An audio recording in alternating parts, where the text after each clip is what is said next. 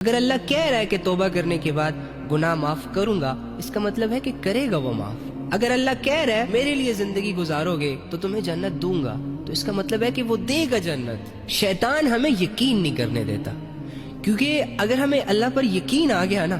اللہ کی باتوں پر یقین آ گیا، تو شیطان کو پتہ ہے کہ اس بندے کو کنفیوز کرنا، اس بندے کو گرانا، اس بندے کو اللہ رب العزت سے دور لے جانا میرے لیے بہت مشکل ہو جائے گا۔ اسی لیے وہ ہمارے یقینوں پر اٹیک کرتا ہے، بہت سارے لوگوں کا وقت ضائع کرتا ہے، بہت سارے لوگوں کو اللہ کے معاملے میں کنفیوز رکھتا ہے، بہت سارے لوگوں کو اللہ کی رحمت کا دھوکہ دیتا ہے، بہت سارے لوگوں کو اللہ رب العزت کی ذات میں اور صفات میں کنفیوز کر کے رکھ رہا ہوتا ہے۔ اس کا اصل کام ہی یہ ہے کہ انسانوں کا وقت برباد ہو جائے irrelevant چیزوں میں، غیر ضروری چیزوں میں، گناہوں میں، لذتوں میں۔ یہ ناچتے رہیں، یہ ہلے گلے کرتے رہیں، سارا دن موبائل استعمال کرتے رہیں، سارا دن گیجٹس میں کھیلتے رہیں، ایک دوسرے سے باتیں کرتے رہیں، ہائے ہیلو کیا ہو، کیسے ہو، کہاں ہو، وغیرہ وغیرہ کی باتوں میں اپنا ٹائم ویسٹ کرتے رہیں، اور انہی ایکٹیویٹیز میں، irrelevant چیزوں میں ان کو موت آ جائے، کیونکہ مرنے کے بعد تو یہ کوئی عمل نہیں کر سکے گا۔ لہٰذا موت تک ایک انسان پر شیطان کی یہ کوشش جاری رہتی ہے کہ اس کا جو قیمتی اثاثہ ہے، جسے ٹائم کہا جاتا ہے، وقت کہا جاتا ہے، وہ کیسے ڈسٹرب کرنا ہے،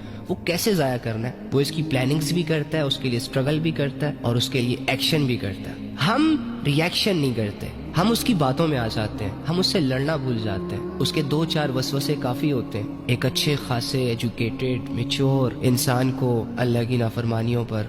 اتارنے کے لیے، اللہ سے گمراہ کرنے کے لیے، گناہ کروانے کے لیے۔ اور ہمیں بس کر دینا چاہیے، مزید بے وقوف نہیں بننا چاہیے۔